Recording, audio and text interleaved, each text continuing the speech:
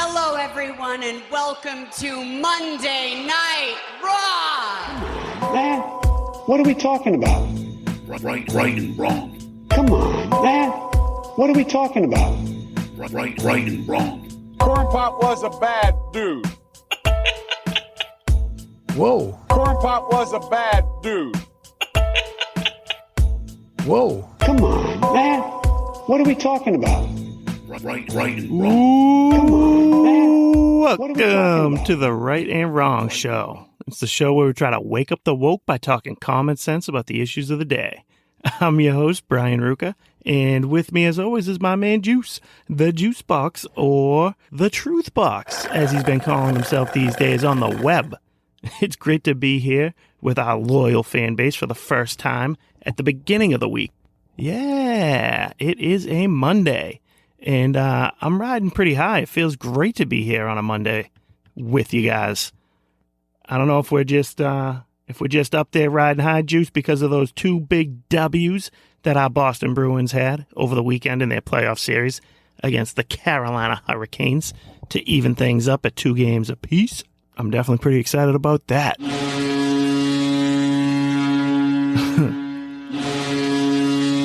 Hopefully no one out there has accused you of having a case of the Mondays, as they say. But if so, thankfully you're ready to put that all behind you and have some fun with your boys from Dorchester. Dorchester? Uh-oh. Sounds like somebody's got a case of the Mondays. Well, we got a great show lined up for you, and I think you guys are going to love it this week. We will dive in and look at what would make a judge be considered an extremist. We'll try and figure out why the Attorney General's office just created the Office of Environmental Justice. We'll revisit that time when the Queen of Boston, Mayor Mandate Michelle Wu herself, created an ordinance to prevent people from protesting outside her house. Wonder how Queen Wu feels about these left-wing extremists protesting outside the homes of justices in an attempt to scare them into changing their vote. What do you think, Juice? And in that Come On, Man segment of the day, we'll meet Anna Kasparian, an unhinged leftist who just wants Democrats to ask a question. But before we jump into everything, I'd like to give a few shout-outs to some of the fans out there in the Right and Wrong community. Yeah, that's right. Frankie in the Neck, Sabola in Bama, Mum down the skit, Steak and Cheese over in North Reading, Matthew and Dot, Chris in Danvers, and Bill and Carolyn up there in the Live Free or Die state. Thank you all so much for your loyal support. We're definitely going to need everybody's help, though, getting the word out there that the Right and Wrong Show will now be posting full episodes. Yes, that's right, full episodes on YouTube, Rumble, and Locals. Me and my man Juice, we're pretty excited to try and start building those followers up on those channels as well. So we can't do it alone, but please, please, please help us out. Tell a friend about the show. Look us up on those networks. Subscribe if you can. Shoot us a like and a comment. All that stuff helps, okay? And I can promise you guys this. I can promise this, and I can hold myself to it. If you follow us on Rumble, YouTube, or Locals, and you actually leave us a comment, hopefully it's a nice one, but if you give us a comment on Rumble, YouTube, or Locals, then I will guarantee you that I will include you in the shout-outs for next week's show. Take that one to the bank. That's a promise from your host, Mr. Brian Ruka. All right, Truth Box, that's enough plugging away. What do you think? Think it's time to pass things over to our buddy, Mr. Ric Flair? I do. All right, Flair, take it away, because it is showtime, baby. Woo! Showtime! Woo! Woo!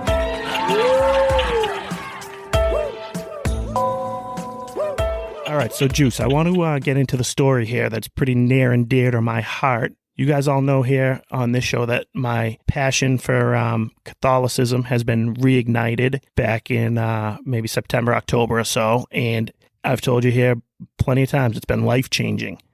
And one of the great joys of coming back and having a better perspective on things, being a little bit more mature, just a little bit more mature, is being able to really, really focus on what's being taught and focus on the words and the teaching and what Jesus shows us in the Gospels. The realization that it's about so much more than the things that we, cling to as humans, the stuff that we desire and want and care about here on earth. That's the stuff that gets in our way, that blocks our faith. That's the type of stuff that can be easily manipulated, can be corrupted. That's the stuff that Satan is happy about. That's the stuff that Satan gets himself involved in. The temptations of just everyday life. And it hits really, really close to home here because for the past year now, the parish that I belong to, it's called St. Martin de Porres Parish. And it's a group that used to be two separate entities. It used to be St. Brendan's and St. Anne's. And they combined years ago, back in 2018-ish, because both churches were on the verge of being closed. Both spots had dwindling numbers, dwindling interest. There's just an extreme lack of faith and lack of engagement, I would say, in general throughout the country. And it just is hitting home for everybody. Here in Boston, there'd be a Catholic church every 15 steps, maybe. It's like you see about a Catholic church as often as you see a trash barrel at Disney World. Now that people have gone away from the faith, and now that the younger families, I put myself in that same category here. Now that we're not as engaged as generations before us, the inevitability of churches closing and parishes folding is upon us. This one is especially frustrating to me because I since I've come back and reignited that faith, it's been a blast going to church, listening to the teachings, really trying to bring it into my everyday life, bringing my children to it, engaging as a family.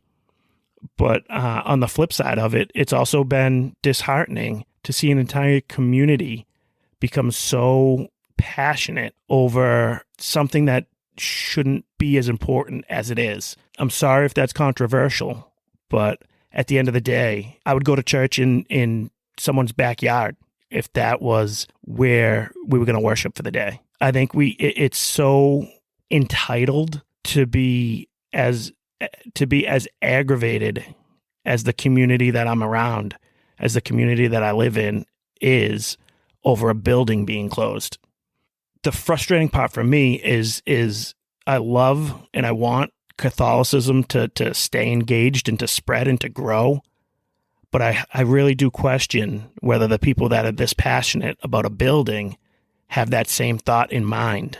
I think it's kind of a theme we're going to see throughout the episode you're listening to, is there's a whole group of people in the world today that just stomp their feet and cry and yell and scream and complain if they don't get their way. I can't do it justice, this entire story in a small segment like this, but this church has been on the verge of closing for about 10 years now. And every time it's about to have the trigger pulled on it, all of a sudden everyone comes out of the woodwork and stages demonstrations or talks about how important the church and the building is to their community. But nobody is there engaging regularly. It's only when it's on the verge of being taken away from them that everybody all of a sudden cares about it so much. You can make every excuse you want about it, but reality is reality, and it is what it is. I mean, we have eyeballs. We can see.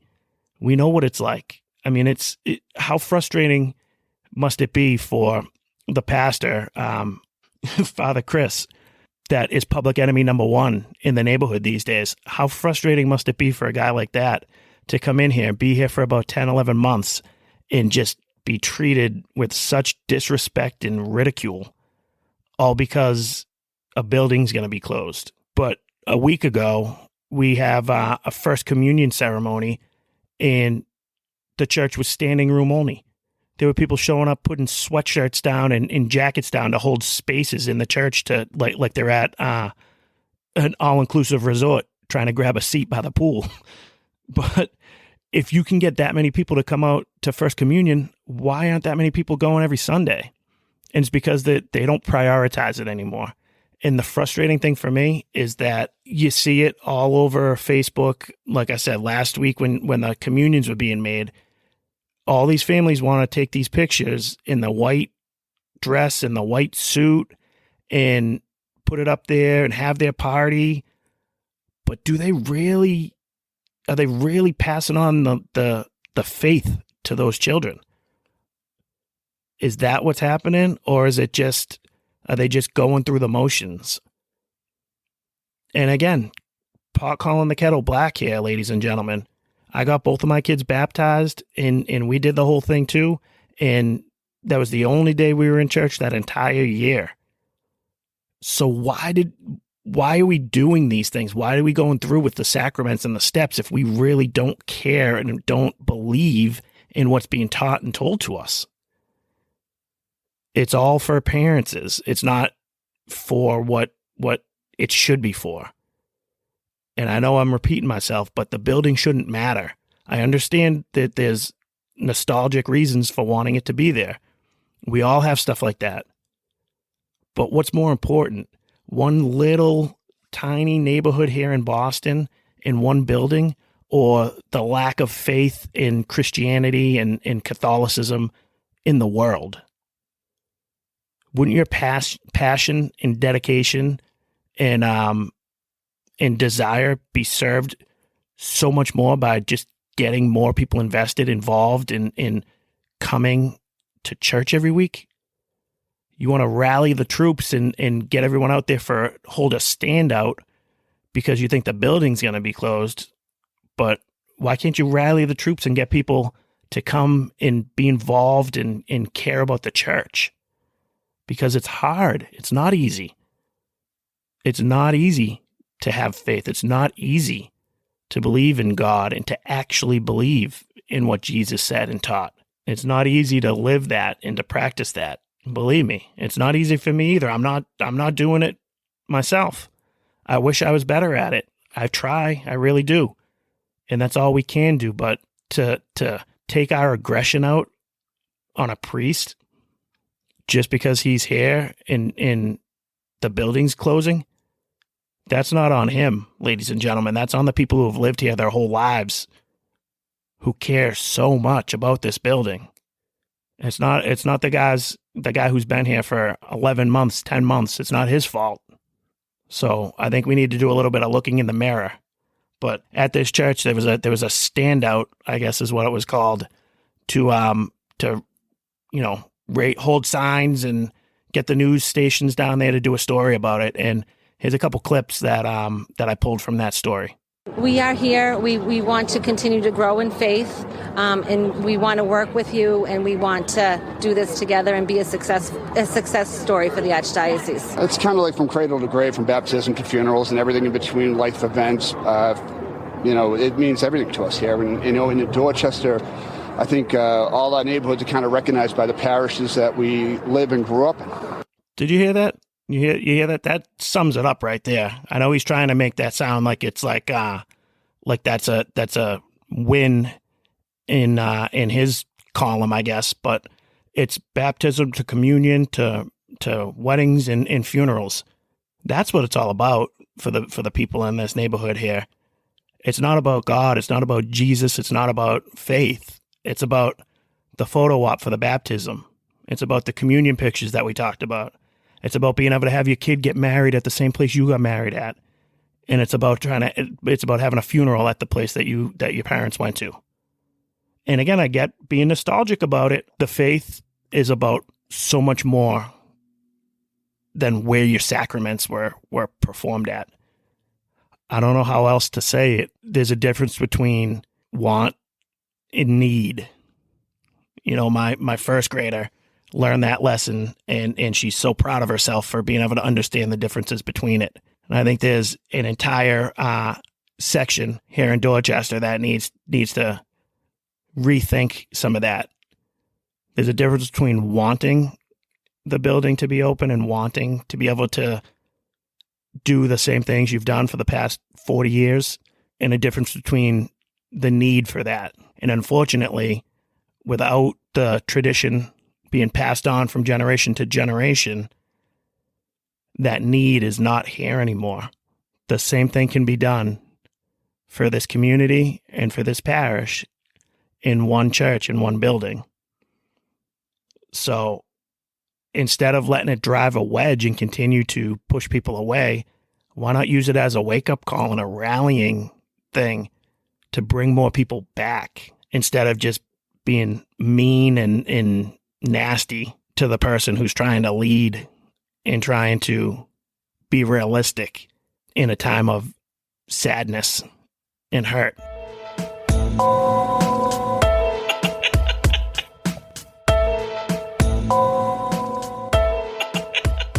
All right, so all we've been hearing about this past week is that the Supreme Court has a majority of far-right extremists on the bench. It makes me wonder what the left considers to be extreme. You know what I mean, Juice?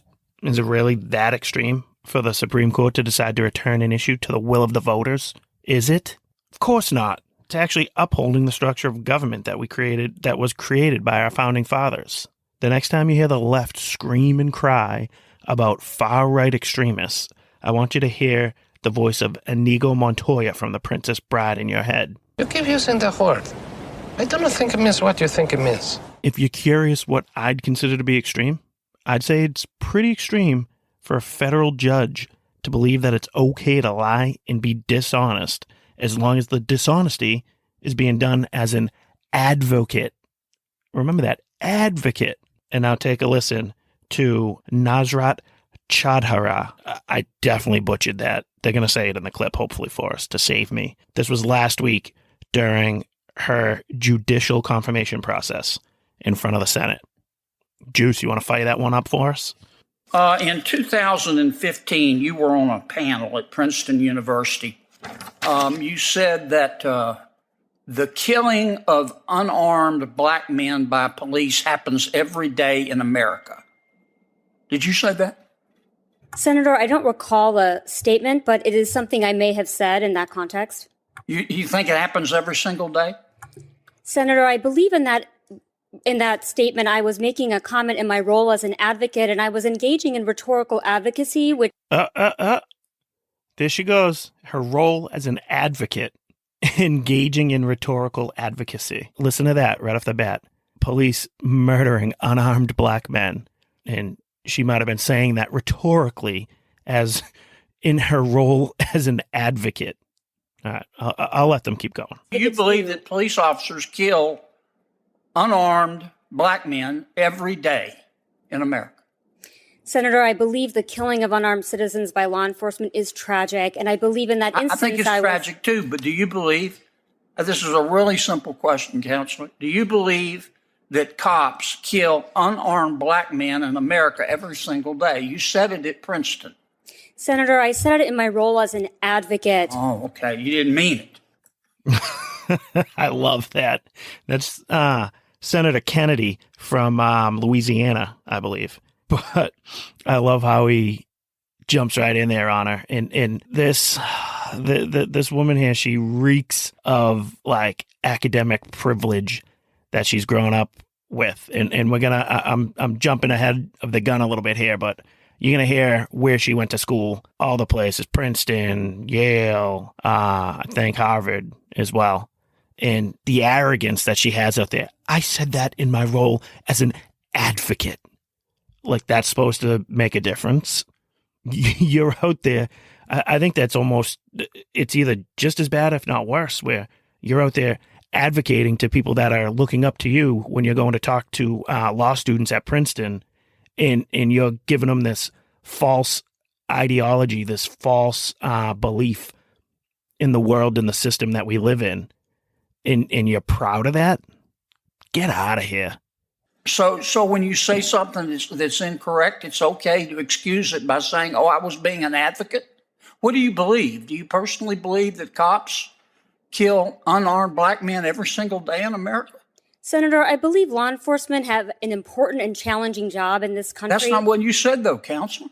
Senator, I say before you here today that I do believe law enforcement have a difficult and challenging job, and I also understand the difference. I just think that's an extraordinary statement to make with no data to back up. Agreed. And yeah, you notice how she likes to play that little tap dance too. I say here to you in this seat today, in whatever nonsense she's spouting off there. But she's going to try and have it both ways here. So, okay, you're going to say that in your spot today because you're under oath and you're being grilled by a senator. You're going to try to walk it back a little bit. But the second you walk out the door and you're around people of your own ilk, then you're going to go right back to saying this garbage nonsense that is completely fabricated and is helping stoke the division that's in this country at the moment. Unbelievable. Absolutely ridiculous. And she's going to sit there like that. And do you trust that person? Do you, if you're a cop, I know plenty of cops out there. If you're a cop and you have to struggle with a defendant and God forbid you kill them or seriously injure them throughout the course of that arrest, and now that case goes in front of somebody like her, how comfortable are you going to feel about that? Ugh. All right, let's go back to it, Juice. No, none whatsoever. There's no basis for you saying that. And you knew it then and you know it now. Correct. How can one possibly believe that you're going to be unbiased on the federal bench? We can't. Senator, I believe my record shows that I have worked collaboratively with law enforcement in Boston, Chicago, Mississippi, and Milwaukee to solve complex problems to promote constitutional, effective, and safe Your record policing. shows that you believe cops are guilty until proven innocent. Your record shows that if a cop, if a cop shoots a criminal, it's the cop's fault. And if a criminal shoots a cop, it's the gun's fault. I've read your record. Ms. Merle, and I don't appreciate you not answering the question straight up. I would respect you a lot more if you'd just tell us what you believe and not try to hide it. Yep. I mean, I guess I can agree with that last point. I still wouldn't respect her if she told us what she actually believes, because it's just complete utter nonsense. But he nailed it there at the end with the a cop is guilty until proven innocent if they if they injure or harm somebody in the course of an arrest, and that criminal is going to be it's going to be blamed on the gun or the systemic racism in the country or whatever other thing they want to throw out there to try and make excuses for people's poor decision making. She can sit there and advocate all she wants, but in my role as a podcaster and an advocate while podcasting, I'm going to tell you that you're a loony and you are going to cause a lot more problems than solving problems while you're on the bench, my friend. It's no surprise to me that we get somebody like this who can't just answer simple questions. It's not a surprise to me at all, because there's some pretty key qualities and reasons why she's being nominated for the position she's being nominated in. And why don't we just let Chuck Schumer tell us? He'll let us know what qualities made her stand out from the rest of the crowd and why she is going to be a good fit for the gig. So why don't we hear what Chucky has to say about this? Ms. Chaudhry would make history as the first Bangladeshi American, the first Muslim American woman, and only the second Muslim American ever to serve as a federal judge. This is a great milestone, Mr. Chairman and my colleagues. I believe that our courts are at their strongest when they mirror the richness and dynamism of our democracy. And there are many Bangladeshis coming into New York and to the United States. And when the young children see Ms. Chaudhry on the bench, God willing, they will know that America welcomes them and that they can achieve great things too. So it's a great day for the whole country. As a graduate of Columbia, Princeton, Yale Law School, Ms. Chaudhry forged her legal career precisely in New York City. She worked with the ACLU for over a decade, working with the National Security Project and the Racial Justice Program. She dedicated her career to protecting the rights of the downtrodden and making sure that all people can have their voices heard in the courts of law. from the privileged to the impoverished. Oh, sorry, Columbia. I gave credit to Harvard instead of Columbia when I gave out her credentials earlier. It's Columbia, Princeton, and Yale. Yeah, that's where she learned this incredible worldview that she holds. I noticed that Chuck Schumer never uses words like integrity, honest, principled, moral. He didn't bother to try and tell us that Nasrat is a woman with a strong character. Instead of focusing on traits that are 100% within an individual's own control, Schumer spent his time highlighting all of Miss Chaudhry's traits that were 1,000% completely out of her control. Like the left is obsessed with credentialing everybody. That's why they got to tell you where they went to school. That's why Dr. Jill needs to be called Dr. Jill, because she wants you to respect the fact that she has a credential. Just show me why I should respect you. Tell me why I should respect you. Let your actions speak louder than your credentials, you jackasses. Unbelievable with these people. How safe do you feel going in front of a judge like that? Someone, no problem at all, openly admitting that they don't mind lying, exaggerating, and spinning the truth if it's to advocate for some sort of worldview that they believe in. You want to know what else this judge thinks? Why don't you, Juice, you got this last clip from her? Listen to how she views the world in America specifically. This is not just a system that we need to reform, but one that really is a lens for viewing structural racial inequality, economic injustice, and deep-rooted problems that actually attack the core values of equal protection under the law and dignity for all people in this country. And that has to do with the fact that if we're going to have a conversation about racial and economic injustice in the criminal legal system, we must know and acknowledge that at the root of these injustices is deep-seated, implicit, and explicit bias against people of color. That kind of bias is real, it is recent, it is also long-standing, and that's a lot of what is animating these systems.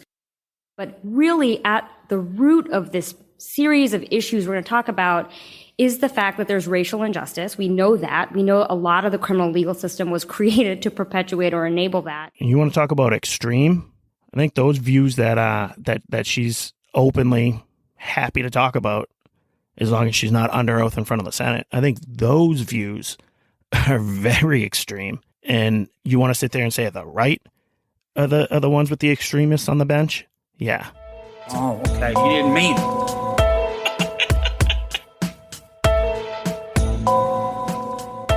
All right. Have you heard about this new department that's going to be under the Attorney General's office? Yeah, it's called the Environmental Justice Department or some BS like that. Why don't we let the Attorney General himself, Mr. Merrick Garland, take it away for us and explain what this is going to be.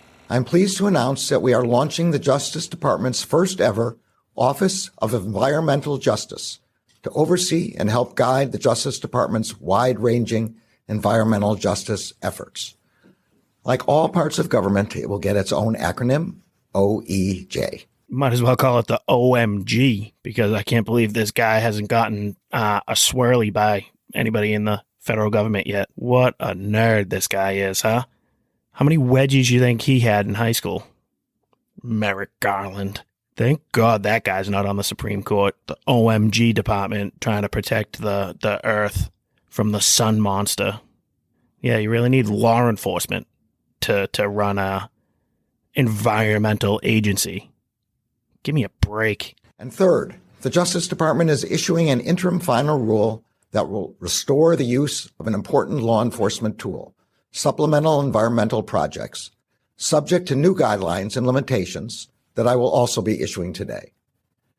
Administrator Regan and I know that the communities most impacted by environmental harm are not isolated in any one part of our country. Environmental crime and injustice touch communities in all our cities, towns, rural areas, and on tribal lands. Yep. Sorry, Chief Warren. It happens on tribal lands too. Sorry. I guess we're definitely going to back this one up then. We didn't mean to mess with your crew there. I know you're the Chief Warren here in Massachusetts. So I guess we'll let him continue. Although violations of our environmental laws can happen anywhere, communities of color, indigenous communities, and low-income communities often bear the brunt of the harm caused by environmental crime, pollution, and climate change. Oh, man. I can't wait till next time two star-crossed lovers are in the on a nice stroll through the woods or out on a lover's lane somewhere, and they pull out a little pocket knife to carve in, their initials with a heart around it on a tree. All of a sudden, Merrick Garland and his whole department here, they're going to swarm in from the sky. Helicopters, 6 or 7 cruisers coming in. You just committed environmental injustice. You just committed an environmental act of terrorism. Lock them up. Take them out of here. They include communities, fence-line communities, where exposure to toxic air pollutants have caused scores of cancer-related deaths. They include communities where students have been exposed to harmful emissions from boilers in their public schools. They include communities where infectious diseases have spread because of inadequate wastewater management.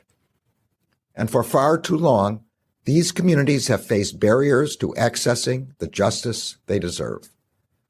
In partnership with EPA, our new OEJ. Oh, man, in partnership with the EEJ, our new OG way, our new blah, blah, blah. I can't take it anymore. This guy's putting me to sleep. Sorry, I hope I maybe got you to chuckle here or there, because that's the only way I can get through this nonsense. Why don't we shift gears and hear from the woman that they tapped to be in charge of this new department, the old Environmental Justice Office. Her name's Gina McCarthy, and she's a fellow Bostonian or Massachusettsian, and like I am. So I hear her laying on that Boston accent, and it just makes me cringe and get even more self-conscious about my own. Why don't you take it away, Gina? Because we have solutions today. We have solutions that can deliver. We're actually going to do 100 rules this year alone on appliances. 100 rules this year alone. Nothing like government red tape for you, huh? Oh, you want to go buy a new refrigerator? Fill out this 58-page form and see if the government will allow you to do that or not. Just like you asked.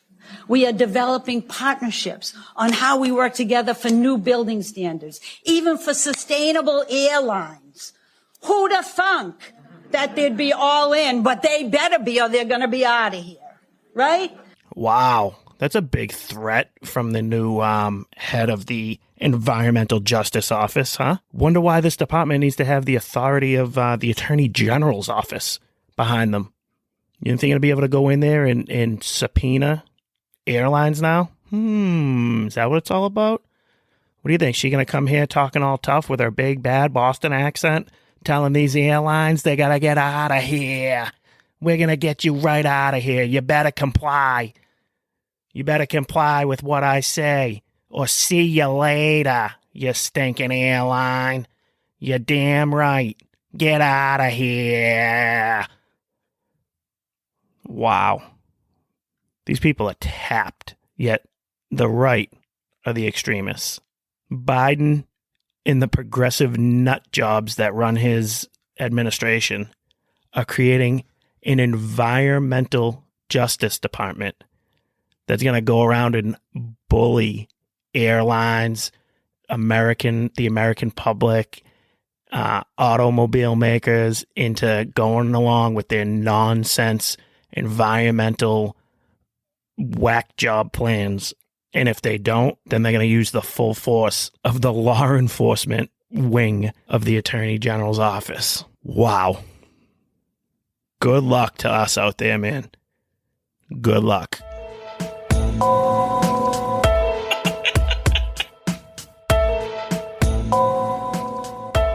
I know, obviously, one of these biggest stories that will not go away, and I don't think it's going to go away for a long time, is this leaked document that came out from the Supreme Court, where it looks like they're going to be sending the issue of abortion back to the states. Now, we've talked a lot about it on this show, but over the weekend, some of the justices had massive amounts of protests in extreme far left protesters outside of their residential homes. I think Justice Alito actually had his whole family was relocated to an undisclosed area because it was so harmful and vicious and threatening outside of his home. It just made me think that not too long ago, the Queen tyrant mask mandator here in Massachusetts, Queen Wu, actually created a brand new ordinance throughout the city of Boston that would limit ability to protest outside an elected official's house. So I'm just curious. I haven't heard a thing from Queen Wu condemning these extreme left-wingers for their aggressive protesting outside of the homes of Supreme Court justices. These are unelected judges that are not supposed to be answerable to the people. Mayors, like herself, are answerable to the voters, to their people. But anyways, I'm curious if she happened to, comment on that, because if she did, I haven't seen it. I will remind you what she had to say about the people that were affecting her, the people that were outside of her home. You got that clip, Juice, that we got? You found that one, right? So this was her back in January when she was asked, this was before she even made the ordinance, but this was when she was asked by a reporter about protesters outside of her house. So why don't we hear directly from the Queen? It's a little hard to hear her because she's idiotically standing there with a mask over her face doing a press conference. But it's all about the image, right? Take it away, Queen. So it's been a pretty regular occurrence. 7 a.m. We're joined by a crowd outside with megaphones, and I've been in politics for a long time in Boston. I have never once backed down from a position or an issue because people are yelling or getting loud. I think it's important as the tone and intensity of misinformation and rhetoric ramps up across our country in politics to note what this means on a human level for people who are living through it. And again, I am used to this. Unfortunately, many women of color serving in positions of leadership are used to this. Wait. So this only happens to women of color? I wonder how Amy Coney Barrett feels about that. But I live in a 2-family home on a residential street. My next door neighbor is a 96-year-old veteran who deserves to have his sleep in the morning. There are many, many families on our street who have young kids who are getting woken up by hateful messages and loud words being broadcast down our street and beyond over megaphones. I am eager to engage with residents in the many decisions that we're making. And I know now is an incredibly stressful time. It is a scary time. It is an exhausting time for all of us. So I think it's important to shed a light on where we are as a country, that there is deeply rooted misinformation that we need strong policies to counteract. And every day I'm reminded of that at my house. And every day it makes me surer that Boston needs to lead the way on these policies. But it's more about the complete changing of the rules to protect herself from protesters outside of her house, and the crickets when it comes to denouncing the extreme left in this country that's outside judges' houses doing the same thing that she was so bothered by. If you ask Queen Wu about it, you might hear something like this. Juice, you got like some like a little cricket bit or something you can play, like something maybe. I guess that'll do. Yeah, okay. We can work with that. It's just that's the left in a nutshell. They have no problem being extreme if it's for a cause that they believe in. And if anybody goes against what they believe in, if anybody wants to advocate against them or their policies, then it's just extremism. It's racism. It's attacking women. It's attacking democracy. Any buzzword they want to use. But bottom line, end of the day, it's okay for them to do it because their reasons are justified, and it's not okay to do it. And it's not okay to do it in opposition of them. It's just the left's hypocrisy on full display now. You know, the same crew who we've talked about it a million times here, the Maxine Waters of the world, who want to get up in everybody's face and be angry and get out there and whoever said protests were supposed to be peaceful, all that stuff again. Now that it's because the federal government isn't going to decide to allow women to murder their babies, now it's completely justifiable to do all that stuff again. You know, the people who were so appalled about the horn hat guy on January 6th, all of a sudden, now it's okay to stake out judges' houses, stake out the homes of judges because, you know, our democracy is threatened here. When in fact, the ruling is actually going to reinstore democracy back to the country, back to the states where it belongs, back to the people, back to the voters. So all these people that are that passionate, that want to scare and intimidate the judges, just advocate. Go do your thing. You guys love being advocates. Go out there and get enough votes all over the place. Rally enough people to agree with your point of view, and that's what it's all about. Okay, so I don't know. I mean, maybe instead of passing a whole ordinance to get people removed from protesting outside of your house early in the morning or late at night, Queen Wu, maybe you could have made a deal with them and just taken a few deep breaths into your brown paper bag to make sure you didn't have a panic attack, and mosey on out, crack your knuckles, and play a little bit of piano for the crowd. That might have been able to take the temperature down a bit and let you guys then discuss things like civilized grown adults that we are. But you don't want to do that. I know you don't. You want to grandstand, and you want to play the victim when it suits you, and then you want to play the lover of democracy in America, in this country, when it suits your narrative as well. So no surprise at all that I haven't heard a lick of condemnation from the old mayor here in Boston about these violent, extreme leftists that are outside of the homes of Supreme Court justices.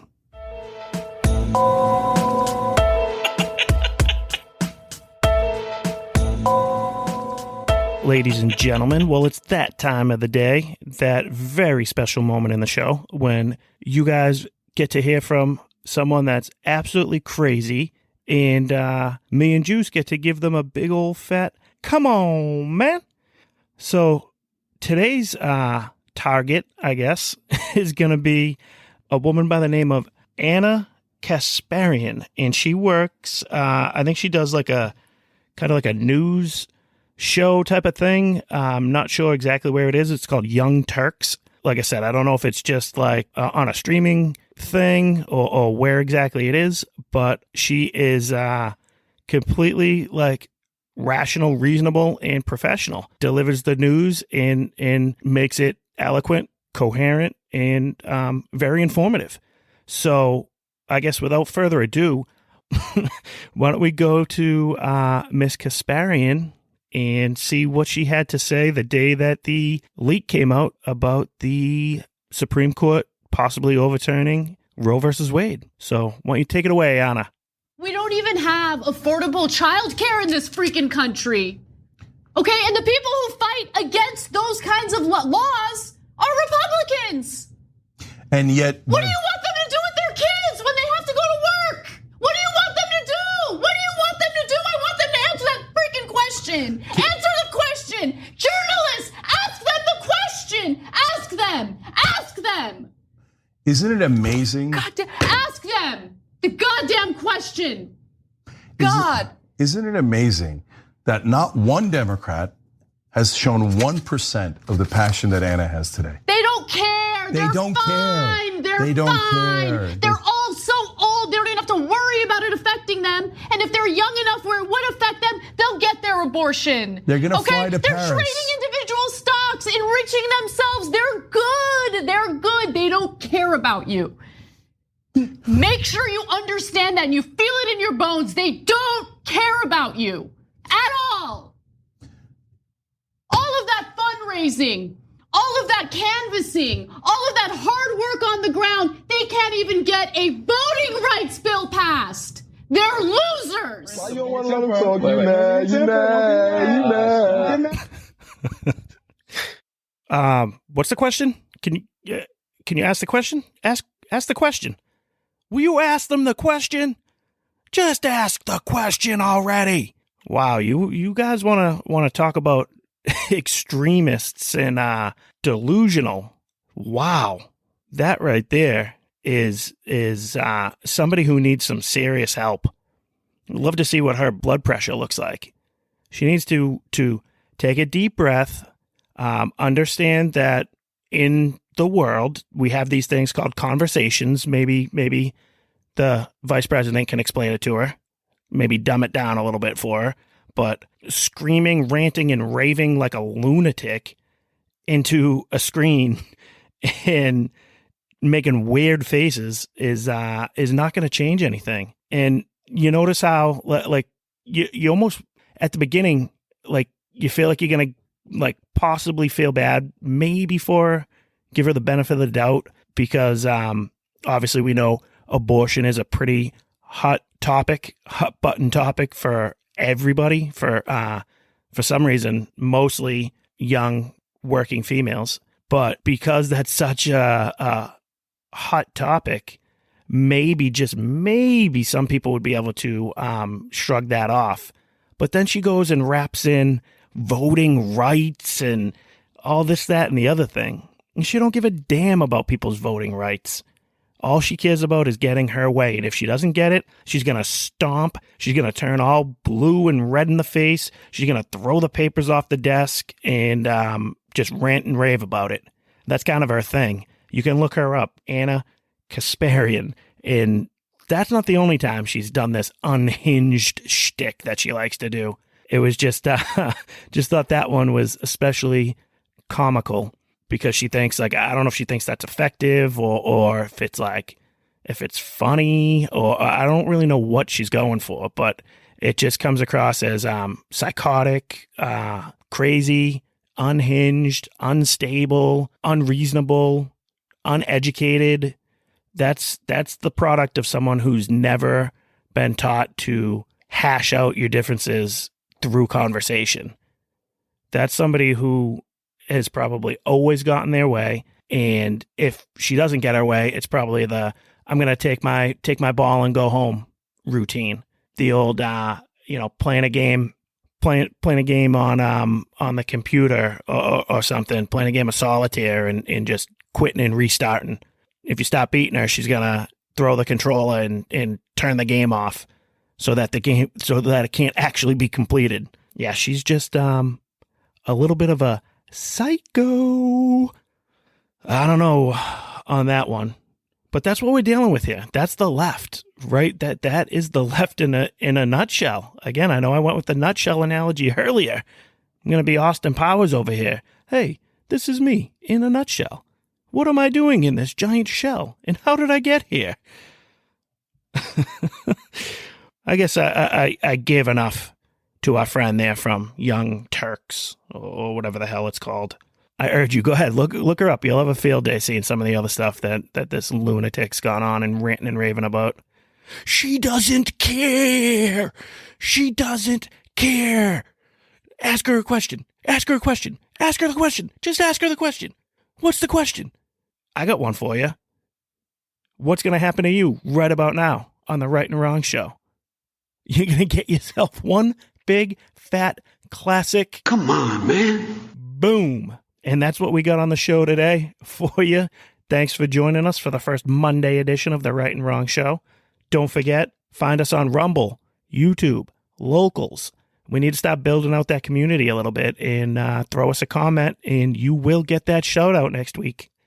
keep an eye out for me. I'm going to be posting this week on social media as well, where my interview that I did with Chauncey Childs on the Home Education Today podcast should be dropping at some point this week. So I will definitely get that info out there, let you guys know when that's going to be available. And you got anything else, Juice? No? All right. I guess that's it for me, too, other than thanks for having me. The Right and Wrong Show is produced by Juice. Executive producer, Juice. Audio mixer is Juice. Hair by Skull Shavers. Wardrobe and makeup by Ashley Ruka. Right and Wrong song created by Juice. The Right and Wrong Show is copyright 2022 from Brian Ruka.